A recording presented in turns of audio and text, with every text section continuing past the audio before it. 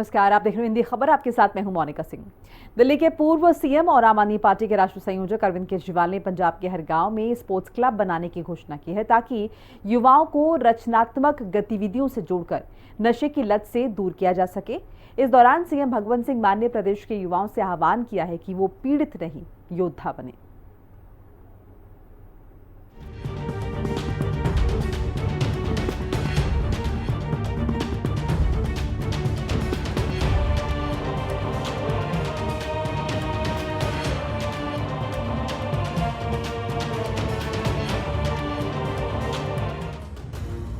आप संयोजक अरविंद केजरीवाल का ऐलान, पंजाब के हर गांव में बनेगा स्पोर्ट्स क्लब। 3 दिन का कार्यक्रम, 117 युवाओं को जिम्मेदारी। नशा छुड़ाएंगे, युवाओं को और सशक्त बनाएंगे। दिल्ली के पूर्व सीएम और आम आदमी पार्टी संयोजक अरविंद केजरीवाल ने पंजाब के हर गांव में खेल क्लब बनाने का बड़ा ऐलान किया, ताकि युवाओं को रचनात्मक गतिविधियों से जोड़कर नशे की लत से दूर रखा जा सके। पंजाब के 3.5 लाख युवाओं को पंजाब को रंगला पंजाब बनाने के लिए, पंजाब को विकसित करने के लिए, पंजाब का पुनर्निर्माण करने के लिए 3.5 लाख युवाओं को अगर हम जोड़ने में कामयाब हो गए और अगर हमने उनके अंदर वो भर दिया, जोश भर दिया, जुनून भर दिया, तो ये 3.5 लाख युवा मिलके 3 करोड़ पंजाबियों का भविष्य बदल सकते हैं। वीडियो कॉन्फ्रेंसिंग के जरिए युवाओं को संबोधित करते हुए अरविंद केजरीवाल ने कहा कि ये क्लब अत्याधुनिक खेल सुविधाओं से सुसज्जित होंगे, जो युवाओं को एथलेटिक्स और दूसरे खेलों में उत्कृष्टता हासिल करने के अवसर प्रदान करेंगे। साथ ही उन्होंने शहीद भगत सिंह और दूसरे शहीदों के जीवन को युवाओं के सामने पेश कर उनमें देशभक्ति और लक्ष्य साधने की भावना को जागरूक किया। हमारा मकसद इस पूरे अभियान के जरिए बहुत बड़ा मकसद, ये 21 मेंबर एक तरह से अपने अपने पिंड और अपने अपने इलाके की जिम्मेदारी लेंगे। कई सारे काम करेंगे। ये एक काम करेंगे, अपने गांव से नशा दूर करना, अपने अपने पिंड में, अपने अपने वार्ड में किसी भी हालत में नशा बिकने नहीं देना। और ये युवा हैं, इनको किसी बात का डर नहीं है। ये सब साहसी युवा होंगे, भगत सिंह से इंस्पायर्ड होंगे। अरविंद केजरीवाल ने भरोसा जताया कि 3 दिन का लीडरशिप प्रशिक्षण कार्यक्रम युवाओं में एक नई चेतना और ऊर्जा का संचार करेगा, जो पंजाब में नशे के विरुद्ध जंग में अहम भूमिका निभाएगा। साथ ही केजरीवाल ने प्रतिभागियों को बधाई दी और कहा कि नशा पीड़ितों का नशा छुड़ाना और पुनर्वास केंद्रों तक ले जाने का काम करें, ताकि आने वाली पीढ़ियों को नशे की बुराई से बचाया जा सके। उन्होंने लीडरशिप कार्यक्रम में आए 117 युवाओं को उनकी जिम्मेदारी भी बताई कि आज 117 लोगों की ट्रेनिंग की गई है। ये 3 दिन की ट्रेनिंग की गई है और ये 117 लोग भी वो हैं जो कि 1600 गांव में पहले मीटिंग करके आए हैं युवाओं की। और उन 1600 गांव में जो जो युवा सक्सेसफुल मीटिंग करने में कामयाब हुए, उन्हीं लोगों को इस ट्रेनिंग के लिए बुलाया गया। अब आप लोगों की जिम्मेदारी है कि आप 17,000 वार्ड और पिंडों में जाके कोऑर्डिनेटर तैयार करेंगे और वो एक एक कोऑर्डिनेटर उसके बाद अपने अपने पिंड में, अपने अपने वार्ड में 21 मेंबरी कमेटी बनाएगा युवाओं की। अरविंद केजरीवाल ने दिल्ली में लागू आम आदमी पार्टी की योजनाओं का ब्यौरा देते हुए 11वीं और 12वीं कक्षा में विद्यार्थियों के लिए बिजनेस ब्लास्टर्स प्रोग्राम का जिक्र किया, जो युवाओं की उद्यमशीलता को बढ़ावा देता है। एक जिम्मेदारी होगी उस गांव में, मैं आप लोगों की जानकारी के लिए बता दूं कि जब दिल्ली में हमारी सरकार 10 साल रही, 11वीं और 12वीं क्लास में सरकारी स्कूलों में हमने एक कोर्स चालू किया जिसमें हम बच्चों को बिजनेस करना सिखाते थे कि बिजनेस कैसे करना है। 5-5, 10-10 बच्चों की टीम बनती थी और उनको सरकार पैसा देती थी कि इस पैसे से बिजनेस करो, और बच्चे कुछ कुछ आइडिया लाके बिजनेस करते थे। आपको यह जान के ताज्जुब होगा कि जो 12वीं क्लास से बच्चे निकलते थे सरकारी स्कूलों से, दिल्ली सरकार के, किसी बच्चे से आप जाके पूछ लेते, वो बच्चा कहता था मेरे को अब नौकरी नहीं करनी अपनी जिंदगी में, मैं नौकरी लेने वाला नहीं, नौकरी देने वाला बनूंगा। यही भावना हमें पंजाब के एक एक यूथ के मन में भरनी है। केजरीवाल ने आगे कहा कि व्यापारिक नेतृत्व पंजाबियों के खून में है और युवाओं को अपनी अपार संभावनाओं का उपयोग खेल और व्यवसाय में कर उज्जवल भविष्य का निर्माण करना चाहिए। अरविंद केजरीवाल ने राज्य के युवाओं को पूरा समर्थन देने का भरोसा दिलाया और कहा कि इस उद्देश्य को हासिल करने के लिए कोई कसर नहीं छोड़ी जाएगी। और पंजाबियों के तो खून के अंदर बिजनेस है। पूरी दुनिया में कहीं पंजाबी चले जाएं, किसी गली में चले जाओ, पूरी दुनिया में, किसी देश में, किसी मुल्क में, किसी पूरे दुनिया के किसी मोहल्ले में चले जाओ, आपको कोई ना कोई पंजाबी वहां पे उसकी दुकान मिल जाएगी, वो बिजनेस करता हुआ मिल जाएगा। उनके तो पंजाबियों के तो खून में बिजनेस है। एक युद्ध नशे के विरुद्ध 117 युवाओं को 3 दिन तक यूथ क्लब लीडरशिप ट्रेनिंग दी जा रही। ये युवा हर वार्ड में 21 मेंबर की कमेटी बनाएंगे जो नशे के खिलाफ युद्ध पर जागरूकता फैलाएंगे।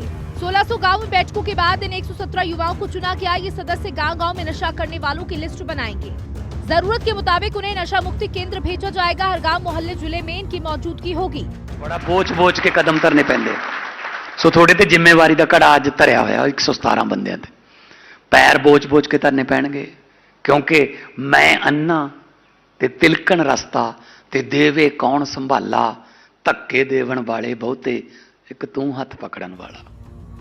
पंजाब की मान सरकार खेल, शिक्षा और पुनर्वास को एक साथ मिलाकर युवाओं को सशक्त बनाने और नशे के उन्मूलन के लिए प्रतिबद्ध है। फिलहाल अरविंद केजरीवाल ने उम्मीद जताई है कि युवा क्लब एक सशक्त, आत्म प्रेरित और सकारात्मक ऊर्जा के रूप में उभरेगा जो युवाओं को विवेक, न्याय, साहस और संयम जैसे 4 शाश्वत मूल्यों पर आधारित स्थायी खुशी की तरफ प्रेरित करेगा। ब्यूरो रिपोर्ट, हिंदी खबर। पंजाब सरकार में मंत्री अमन अरोड़ा ने लोंगोवाल में 11 करोड़ रुपए की लागत से बनने वाले 30 बेड वाले सामुदायिक स्वास्थ्य केंद्र की नई इमारत की नींव रखी। उन्होंने लोंगोवाल की जनता को विश्वास दिलाया कि सीएम भगवंत सिंह मान के नेतृत्व वाली पंजाब सरकार जहां नए अस्पताल खोल रही है, वहीं डॉक्टर और पैरामेडिकल स्टाफ की भर्ती भी बड़े पैमाने पर कर रही है। उन्होंने भरोसा दिलाया कि जब ये अस्पताल शुरू होगा तो यहां पूरा स्टाफ और सभी सुविधाएं उपलब्ध होंगी। पंजाब में स्वास्थ्य क्रांति की एक नई लहर, लोंगोवाल को मिली सेहत की नई सौगात। 11 करोड़ की लागत से बनेगा सीएससी हॉस्पिटल। गांव-गांव तक पहुंचेंगे सुपर स्पेशल सुविधाएं। कैबिनेट मंत्री अमन अरोड़ा ने किया शिलान्यास। पंजाब सरकार ने स्वास्थ्य सेवाओं को गांव-गांव तक पहुंचाने के लिए अपने संकल्प को और भी मजबूत करते हुए संगरूर के लोंगोवाल कस्बे में एक बड़ा कदम उठाया है। कैबिनेट मंत्री अमन अरोड़ा ने यहाँ 11 करोड़ की लागत से बनने वाले 30 बेड के सामुदायिक स्वास्थ्य केंद्र की आधारशिला रखी। सामुदायिक स्वास्थ्य केंद्र की आधारशिला रखने से पहले अमन अरोड़ा का लोंगोवाल पहुंचने पर जोरदार स्वागत किया गया। इलाके के 1 दर्जन से ज्यादा ग्रामीण पंचायतों के पंचों, सरपंचों और नगर कौंसिल के पदाधिकारियों ने मंत्री अमन अरोड़ा को स्मृति चिन्ह भी अर्पित किए। लोंगोवाल 12 करोड़ 20 ਲੱਖ ਰੁਪਏ ਦੇ ਨਵੇਂ ਪ੍ਰੋਜੈਕਟ ਨੇ ਜਿਹੜੇ ਉਹ ਸ਼ੁਰੂ ਕੀਤੇ ਜਾ ਰਹੇ ਨੇ। ਉਹਨਾਂ ਨੇ ਨੀਂਹ ਪੱਥਰ ਰੱਖਿਆ, ਜਿਹਦੇ ਵਿੱਚੋਂ ਇੱਕ 11 ਕਰੋੜ ਰੁਪਏ ਦਾ 30 ਬਿਸਤਰਿਆਂ ਦਾ ਹਸਪਤਾਲ ਹੈ, ਜਿਹੜਾ ਮਲਟੀ ਸਪੈਸ਼ਲਿਟੀ ਹਸਪੀਟਲ ਹੈ, ਜਿਹੜਾ ਅਤਿਆਧੁਨਿਕ ਹਸਪਤਾਲ ਹੈ, ਜਿਹੜਾ ਉਹਦਾ ਨੀਂਹ ਪੱਥਰ ਰੱਖਿਆ ਗਿਆ। ਔਰ ਇੱਥੇ ਹਰ ਤਰ੍ਹਾਂ ਦੀਆਂ ਹੈਲਥ ਫੈਸਿਲਿਟੀਜ਼ ਨੇ ਜਿਹੜੀਆਂ ਉਹ ਅਵੇਲੇਬਲ ਹੋਣਗੀਆਂ। ਔਰ ਇਸ ਤੋਂ ਇਲਾਵਾ ਇਹ 1.25 ਸਾਲ ਦੇ ਵਿੱਚ ਬਣ ਕੇ ਕੰਪਲੀਟ ਹੋ ਜਾਏਗਾ। ਔਰ ਇਹਦੇ ਨਾਲ ਲੌਂਗੋਵਾਲ ਪਲੱਸ ਲੌਂਗੋਵਾਲ ਦੇ ਆਸੇ-ਪਾਸੇ ਤੇ ਪਿੰਡਾਂ ਤਕਰੀਬਨ 2 ਲੱਖ ਤੋਂ ਵੀ ਵੱਧ ਦੀ ਪੋਪੂਲੇਸ਼ਨ ਨੂੰ ਬੈਨੀਫਿਟ ਹੈ ਜਿਹੜਾ ਉਹ ਹੋਏਗਾ। ਇਸ ਤੋਂ ਇਲਾਵਾ 1 ਕਰੋੜ 20 ਲੱਖ ਰੁਪਏ ਲਾਗਤ ਨਾਲ ਪਾਰਕ ਔਰ ਇੰਟਰਲੌਕ ਦੇ ਜਿਹੜੇ ਛੋਟੇ ਪ੍ਰੋਜੈਕਟਸ ਨੇ ਉਹ ਸ਼ੁਰੂ ਕੀਤੇ ਜਾ ਰਹੇ ਨੇ। ਮੈਂ ਸਮਝਦਾ ਕਿ ਜਿੱਥੇ ਪੂਰੇ ਪੰਜਾਬ ਦੇ ਵਿੱਚ ਸ਼੍ਰੀ ਸਰਦਾਰ ਭਗਵੰਤ ਸਿੰਘ ਮਾਨ ਦੀ ਅਗਵਾਈ ਦੇ ਵਿੱਚ ਵਿਕਾਸ ਦੀ ਹਨੇਰੀ ਚੱਲ ਰਹੀ ਹੈ, ਉੱਥੇ ਸੁਨਾਮ ਹਲਕੇ ਦੇ ਵਿੱਚ ਵੀ ਵੱਡੇ ਪੱਧਰ ਦੇ ਉੱਪਰ ਕੰਮ ਰਹੇ ਡਿਵੈਲਪਮੈਂਟ ਦੇ ਚੱਲ ਰਹੇ ਨੇ। ਔਰ ਲੌਂਗੋਵਾਲ ਕਿਉਂਕਿ 52 ਸ਼ਹੀਦਾਂ ਦੀ ਧਰਤੀ ਹੈ, ਬੜਾ ਇੰਪੋਰਟੈਂਟ ਸ਼ਹਿਰ ਹੈ, ਇਸ ਕਰਕੇ ਇੱਥੇ ਵੀ ਵੱਡੇ ਪ੍ਰੋਜੈਕਟ ਨੇ ਜਿਹੜੇ ਕੁਝ ਪਹਿਲਾਂ ਆ ਚੁੱਕੇ ਤੇ ਕੁਝ ਬਾਕੀ ਹੋਰ ਆਉਣ वाले हैं। स्वास्थ्य केंद्र की आधारशिला रखते हुए कैबिनेट मंत्री अमन अरोड़ा ने कहा कि हेल्थ सेक्टर में पंजाब आज देश का अग्रणी राज्य बन चुका है। पंजाब के सेहत मॉडल की तारीफ आज केवल भारत ही नहीं बल्कि विदेशों में भी हो रही है। आने वाले समय में और भी स्वास्थ्य केंद्रों, मोबाइल हेल्थ यूनिट्स और टेलीमेडिसिन सेवाओं की शुरुआत की जाएगी ताकि पंजाब के हर नागरिक को गुणवत्तापूर्ण इलाज सुलभ हो सके। मशीनां ਜਿਹੜੀਆਂ ਹਸਪੀਟਲ ਦੇ ਪ੍ਰੋਵਾਈਡ A to Z ਸਾਰੇ 30 ਬੈਡਡ ਇੰਡੋਰ ਹਸਪੀਟਲ ਹੈ ਜੀ, ਜਿਹਦੇ ਵਿੱਚ ਹਰ ਤਰ੍ਹਾਂ ਦੀ ਸਪੈਸ਼ਲਿਟੀ, ਚਾਹੇ ਉਹ ਬੱਚਿਆਂ ਦੀ ਹੋਵੇ, ਲੇਡੀਜ਼ ਦੀ ਹੋਵੇ, ਗਾਇਨੀ ਦੀ ਹੋਵੇ, ਸਰਜਰੀ ਹੋਵੇ, ENT ਹੋਵੇ, ਸਾਰੀਆਂ ਸਪੈਸ਼ਲਿਟੀਜ਼ ਨੇ, ਜਿਹੜੇ ਡੈਂਟਲ ਹੋਵੇ, ਸਾਰੇ A to Z ਸਾਰੀਆਂ ਫੈਸਿਲਿਟੀਜ਼ ਉਹ ਚਾਹੇ ਅਲਟਰਾਸਾਊਂਡ ਹੈ ਚਾਹੇ ਐਕਸ-ਰੇ A to Z ਜੋ ਆਪਾਂ ਸੋਚ ਸਕਦੇ ਇੱਕ ਆਧੁਨਿਕ ਹਸਪਤਾਲ ਦੇ ਵਿੱਚ ਹੋਣਾ ਚਾਹੀਦਾ ਉਹ ਇਸ ਹਸਪਤਾਲ ਦੇ ਵਿੱਚ ਮੌਜੂਦ ਹੋਊ। ਪਿਛਲੇ ਲੰਬੇ ਸਮੇਂ ਤੋਂ ਪਿਛਲੀਆਂ ਸਰਕਾਰਾਂ ਨੇ ਭਰਤੀਆਂ ਨੇ ਜਿਹੜੀਆਂ ਕੀਤੀਆਂ ਨਹੀਂ ਸੀਗੀਆਂ। ਅਸੀਂ ਹੁਣ ਤੁਸੀਂ ਰੋਜ਼ ਦੇਖਦੇ ਹੋ ਕਿ ਡਾਕਟਰਾਂ ਦੀਆਂ ਪੈਰਾਮੈਡੀਕਲ ਸਟਾਫ ਦੀਆਂ ਹਰ ਡਿਪਾਰਟਮੈਂਟ ਦੀਆਂ ਭਰਤੀਆਂ ਨੇ ਜਿਹੜੀਆਂ ਉਹ ਚੱਲ ਰਹੀਆਂ ਨੇ। ਦੋਨੋਂ ਚੀਜ਼ਾਂ ਸਾਈਡ ਬਾਈ ਸਾਈਡ ਚੱਲਣੀਆਂ ਚਾਹੀਦੀਆਂ ਨੇ। ਇੱਕ ਪਾਸੇ ਜਿੱਥੇ ਬਿਲਡਿੰਗਾਂ ਤੇ ਇਨਫਰਾਸਟ੍ਰਕਚਰ ਔਰ ਇਕੁਇਪਮੈਂਟ ਚਾਹੀਦਾ ਹੈ ਉੱਥੇ ਨਾਲ ਉਹਨਾਂ ਨੂੰ ਚਲਾਉਣ ਵਾਸਤੇ ਡਾਕਟਰਸ ਪੈਰਾਮੈਡੀਕਲ ਸਟਾਫ ਹੈ ਜਿਹੜਾ ਉਹ ਵੀ ਚਾਹੀਦਾ ਹੈ। ਸੋ ਇੱਕ ਪਾਸੇ ਕੰਸਟਰਕਸ਼ਨ ਦਾ ਕੰਮ ਚੱਲ ਰਿਹਾ ਹੈ ਔਰ ਦੂਜੇ ਪਾਸੇ ਹਰ ਰੋਜ਼ ਭਰਤੀਆਂ ਨੇ ਜਿਹੜੀਆਂ ਉਹ ਚੱਲ ਰਹੀਆਂ ਨੇ ਜਿਹਦੇ ਨਾਲ 55000 ਨੌਕਰੀ ਅਸੀਂ ਆਲਰੇਡੀ ਦੇ ਚੁੱਕੇ। ਸੋ ਬੇਫਿਕਰ ਰਹਿਣ ਲੌਂਗੋਵਾਲ ਤੇ ਪੂਰੇ ਇਲਾਕੇ ਦੇ ਲੋਕ। 100% ਸਟਾਫ ਦੀ ਅਵੇਲੇਬਿਲਿਟੀ ਜਦੋਂ ਇਹ ਹਸਪਤਾਲ ਬਣ ਕੇ ਤਿਆਰ ਹੋ ਗਿਆ 100% अवेलेबिलिटी ऑफ स्टाफ होएगी इत्थे। कैबिनेट मंत्री अमन अरोड़ा ने ये भी बताया कि इस आधुनिक CSC के निर्माण से अब ग्रामीण क्षेत्र के लोगों को गंभीर बीमारियों के इलाज के लिए दूर शहरों के बड़े अस्पतालों में नहीं भागना पड़ेगा।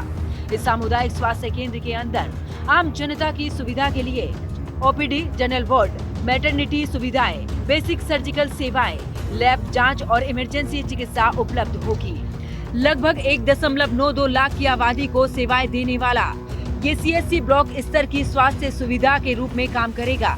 पुरानी बिल्डिंग को गिराकर इसे 10.97 करोड़ की लागत से IPHS के मानकों के अनुसार तैयार किया जाएगा।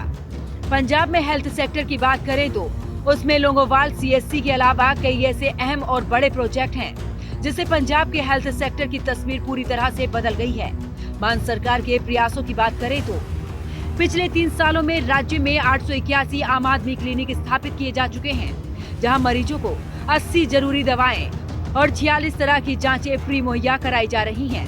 इन क्लिनिकों में अब तक 3.25 करोड़ से ज्यादा मरीजों का इलाज हो चुका है। इसके अलावा इन क्लिनिकों में अब तक 1.40 करोड़ से ज्यादा मेडिकल टेस्ट भी पूरी तरह से फ्री किए गए हैं। मान सरकार ने मातृ एवं शिशु स्वास्थ्य को मजबूत बनाने के लिए 5 नए MCH की भी स्थापना की है। जगराओं, फगवाड़ा, बुढलाडा, खड़ग और नकोदर में शुरू किए गए इन अति आधुनिक अस्पतालों पर 27.39 करोड़ रुपए की राशि खर्च की गई है। इसके साथ ही सरकार ने पंजाब में 6 नए MCH केंद्र और 3 मौजूदा केंद्रों में विस्तार क्षमता बढ़ाने का काम भी तेजी से पूरा कर लिया है। पंजाब के सेहत मॉडल को मजबूत बनाने के इस प्रोजेक्ट पर कुल 73.84 करोड़ रुपए की राशि खर्च की गई है। पंजाब सरकार की कोशिश है कि स्वास्थ्य सेवाएं हर गांव और शहर में हो ताकि जनता को दूर दराज इलाकों में न भटकना पड़े। इसलिए पंजाब के हर छोटे बड़े शहर में प्राथमिक स्वास्थ्य केंद्र खोले जा रहे हैं। साथ ही जिला अस्पतालों में मेडिकल सेवाओं को अपडेट किया जा रहा है। इसके तहत राज्य के अलग अलग शहरों में बन रहे सभी नए स्वास्थ्य केंद्र 30 बिस्तरों के होंगे और इनमें सभी अत्याधुनिक मेडिकल सुविधाएं होंगी। 30 बिस्तरों वाले नए केंद्र में SDH नाभा 6.50 करोड़, CSC रायकोट 5.82 करोड़ और साथ ही DH फरीदकोट 6.27 करोड़ शामिल हैं। इसके अलावा 6.6 करोड़ की लागत से तलवंडी साबो में बन रहे नए SHD का काम करीब 96% तक पूरा हो चुका है। पट्टी में 7.06 रुपए करोड़ की लागत से बनने वाले SDH का काम 97% तक पूरा कर लिया गया है। इसके साथ ही जिला अस्पताल फरीदकोट और बठिंडा में 13.24 करोड़ की लागत से विस्तारीकरण का काम पूरा कर लिया गया है। बरनाला में भी 5.11 करोड़ रुपए की लागत से हो रहा विस्तारीकरण करीब 95% तक पूरा हो चुका है। जिला अस्पताल लुधियाना के अंदर 13.01 करोड़ की लागत से हो रहा विस्तारीकरण प्रगति पर है। पंजाब सरकार ने हाल ही में चमकौर साहिब के CSC को 13.97 करोड़ की लागत से अपग्रेड करके उसे SDH का दर्जा दिया है। धनोला, चब्बेवाल और गिद्दड़वाड़ा में भी अस्पतालों की मरम्मत और नवीनीकरण के काम 15.07 करोड़ की लागत से पूरे किए जा चुके हैं। इसके अलावा प्रधानमंत्री आयुष्मान भारत स्वास्थ्य इंफ्रास्ट्रक्चर मिशन के तहत 236.97 करोड़ की लागत से 13 जिलों के क्रिटिकल केयर ब्लॉक्स यानी कि CCBS का निर्माण किया गया है। बठिंडा, फिरोजपुर, फाजिल्का, SBS नगर, गुरदासपुर और तरनतारन में काम तेजी से प्रगति पर है। जालंधर, पटियाला, लुधियाना सहित बाकी जिलों में भी निर्माण कार्य जारी है। पंजाब की मान सरकार पिछले कुछ सालों से राज्य के अंदर सामुदायिक स्वास्थ्य ढांचे को भी लगातार मजबूती प्रदान कर रही है। इसके तहत अब तक 17.6 करोड़ रुपए की लागत से 61 हेल्थ एंड वेलनेस सेंटर यानी कि HWCS और 12.76 करोड़ से 44 ब्लॉक पब्लिक हेल्थ यूनिट्स यानी कि BPHUS का निर्माण पूरा हो चुका है। इसके साथ ही प्रदेश में 89 HWCS और 37 BPHUS के निर्माण और विकास पर तेजी से काम किया गया है। पंजाब के मुख्यमंत्री भगवंत सिंह मान का ये विजन है कि स्वास्थ्य सेवाओं के लिए गांव से लेकर शहरी लोगों को दूर दराज न भटकना पड़े। इसलिए राज्य के हर छोटे बड़े शहर में प्राथमिक स्वास्थ्य केंद्रों से लेकर जिला अस्पताल में मेडिकल सेवाओं का नवीनीकरण और विस्तार किया जा रहा है ताकि पंजाब फलता और फूलता रहे। ब्यूरो रिपोर्ट, हिंदी खबर। पंजाब सरकार ने नई खनन नीति को लेकर पोर्टल लॉन्च किया है। वित्त मंत्री हरपाल सिंह चीमा और खनन मंत्री बरिंदर गोयल ने जानकारी साझा करते हुए बताया कि इस पोर्टल के जरिए आम जनता को खनन की पूरी जानकारी मिल सकती है। साथ ही प्रदेश में रेत माफियाओं पर पूरी तरह से लगाम लगेगी। पंजाब सरकार ने लॉन्च किया खनन नीति पोर्टल। प्रदेश में खनन को लेकर सुधार आने के अनुमान। अब आम जनता को मिलेगी खनन की जानकारी। 2 साल में सर्वे रिपोर्ट तैयार करेगी मान सरकार। पंजाब सरकार ने नया खनन नीति पोर्टल लॉन्च कर पंजाब को एक नई सौगात दी है। इससे पंजाब में खनन को लेकर बड़ा सुधार आने का अनुमान है, जिससे आम जनता भी खनन की जानकारी ले सकती है। पंजाब सरकार में मंत्री हरपाल चीमा और मंत्री बीरेंद्र गोयल ने नई खनन नीति के इस पोर्टल का शुभारंभ किया। चंडीगढ़ स्थित नगर भवन में पंजाब के वित्त मंत्री हरपाल सिंह चीमा और मंत्री बीरेंद्र गोयल ने पोर्टल के बारे में जानकारी साझा की। माइनिंग पॉलिसी जिहड़ी आ ਉਹਦਾ ਨਵਾਂ ਪੋਰਟਲ ਲਾਂਚ ਹੋ ਰਿਹਾ। 2023 ਦੇ ਅੰਦਰ ਆਮ ਆਦਮੀ ਪਾਰਟੀ ਦੀ ਸਰਕਾਰ ਆਉਣ ਤੋਂ ਬਾਅਦ ਪਹਿਲੀ ਵਾਰ ਨਵੀਂ ਮਾਈਨਿੰਗ ਪਾਲਿਸੀ ਜਿਹੜੀ ਬਣੀ ਸੀ ਉਹਦੇ ਵਿੱਚ ਇਸ ਸਾਲ ਕੁਝ ਸੋਧਾਂ ਕੀਤੀਆਂ ਗਈਆਂ ਨੇ, ਕੁਝ ਅਮੈਂਡਮੈਂਟ ਕੀਤੀਆਂ ਗਈਆਂ ਨੇਗੀਆਂ। ਉਹਨਾਂ ਅਮੈਂਡਮੈਂਟ ਨੂੰ ਲਾਗੂ ਹੋਣ ਤੋਂ ਬਾਅਦ ਕਿਉਂਕਿ ਗੈਜ਼ਟ ਨੋਟੀਫਿਕੇਸ਼ਨ ਜਿਹੜਾ ਉਹ ਇਸ ਪਾਲਿਸੀ ਦਾ ਜਦੋਂ ਕੈਬਨਿਟ ਦੀ ਮੀਟਿੰਗ ਹੋਈ ਸੀ 3/4/2025 ਨੂੰ ਪੰਜਾਬ ਦੀ ਕੈਬਨਿਟ ਦੀ ਮੀਟਿੰਗ ਸਰਦਾਰ ਭਗਵੰਤ ਸਿੰਘ ਮਾਨ ਮਾਨਯੋਗ ਮੁੱਖ ਮੰਤਰੀ ਸਾਹਿਬ ਦੀ ਅਗਵਾਈ 'ਚ ਹੋਈ। ਉਹਦੀ ਜਿਹੜੀ ਪਾਲਿਸੀ ਦਾ ਨੋਟੀਫਿਕੇਸ਼ਨ ਆ ਉਹ 30 ਅਪ੍ਰੈਲ ਨੂੰ ਨੋਟੀਫਿਕੇਸ਼ਨ ਜਾਰੀ ਹੋਇਆ। ਅੱਜ ਅਸੀਂ ਪੰਜਾਬ ਸਰਕਾਰ ਵੱਲੋਂ ਸਾਡੇ ਮੰਤਰੀ ਸਾਹਿਬਾਨ ਬਰਿੰਦਰ ਗੋਇਲ ਜੀ, ਮਾਈਨਿੰਗ ਮਿਨਿਸਟਰ ਸਾਹਿਬਾਨ ਵੱਲੋਂ ਅੱਜ ਅਸੀਂ ਪੋਰਟਲ ਜਿਹੜਾ ਕਿ ਫਾਰਮ ਕਿੱਦਾਂ ਭਰਨੇ ਨੇਗੇ ਸੋ ਲਾਂਚ ਕਰ ਰਹੇ ਹਾਂਗੇ। ਸੋ ਮੈਂ अधिकारियों को बेनती करूंगा कि तुरंत तो पोर्टल ਜਿਹੜਾ ਉਹ लॉन्च किया जाए। नई खनन नीति की अधिसूचना 30 अप्रैल को जारी की गई थी। खनन पोर्टल जारी करते समय फॉर्म कैसे जमा करना है और फीस कहां जमा करनी है, जैसी सभी जानकारियां दी गई हैं। इस मौके पर वित्त मंत्री ने कहा कि अकाली दल और कांग्रेस सरकारों के दौरान रेत माफिया फलता फूलता देखा गया और जब हमारी सरकार सत्ता में आई तो हमने लोगों के लिए काम शुरू किया और रेत खरीदना आसान बनाना शुरू कर दिया। कांग्रेस पार्टी का राज सी जो उस तो पहला ਭਾਰਤੀ ਜਨਤਾ ਪਾਰਟੀ ਅਕਾਲੀ ਦਲ ਦਾ ਰਾਜ ਸੀ।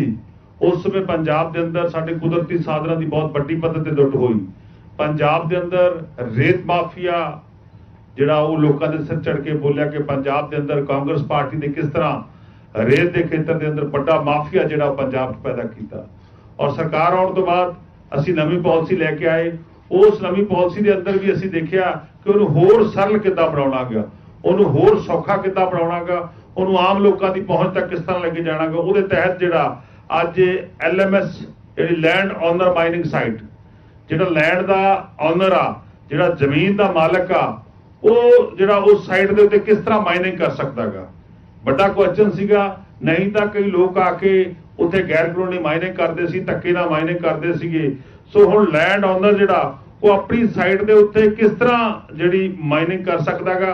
ਸੋ ਉਹਦੇ ਲਈ ਉਹ ਆਪਣੀ ਜ਼ਮੀਨ ਨੂੰ ਕਿਸੇ ਨੂੰ ਲੀਜ਼ ਤੇ ਦੇ ਸਕਦਾਗਾ, ਆਪਣੀ ਜ਼ਮੀਨ ਨੂੰ ਕਿਸੇ ਨੂੰ ਕੰਟਰੈਕਟ ਤੇ ਦੇ ਸਕਦਾਗਾ, साल ਲਈ 2 साल ਲਈ 3 साल ਲਈ 4 साल ਲਈ।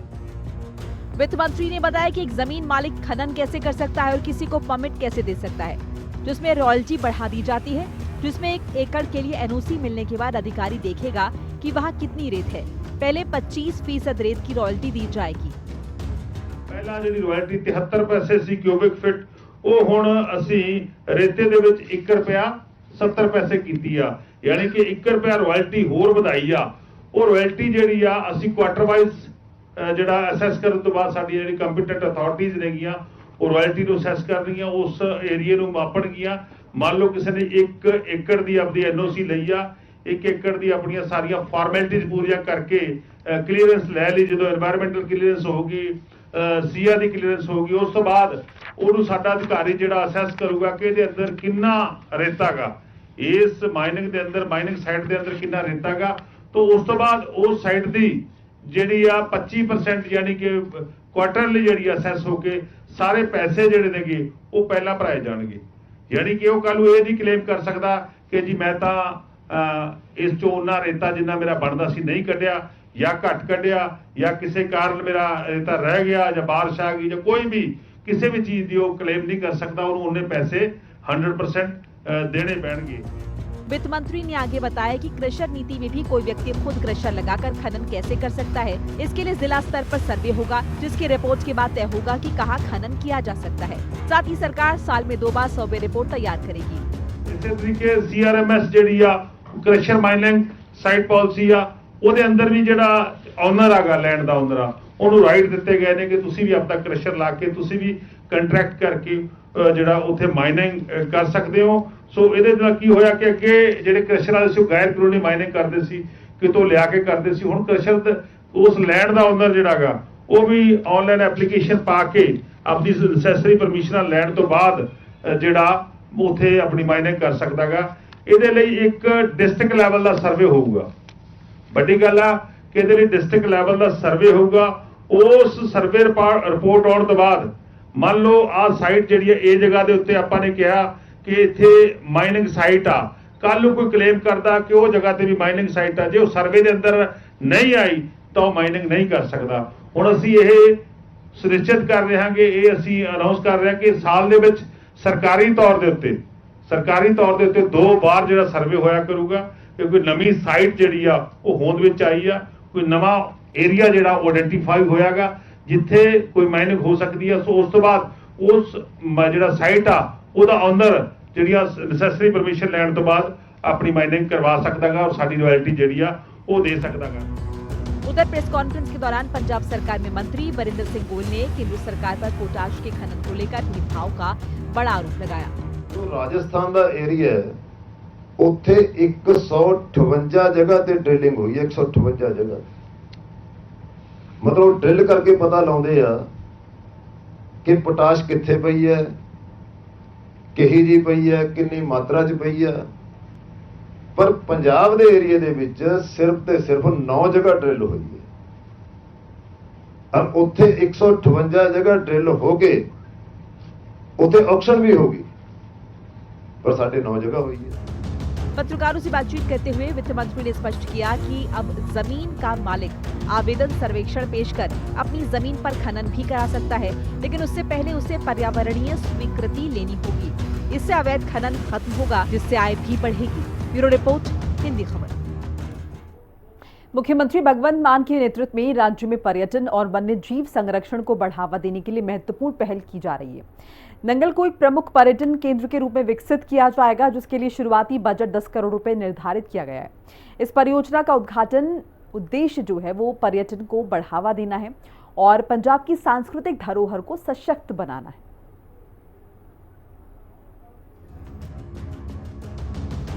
नंगल को टूरिज्म डेस्टिनेशन बनाएगी सरकार।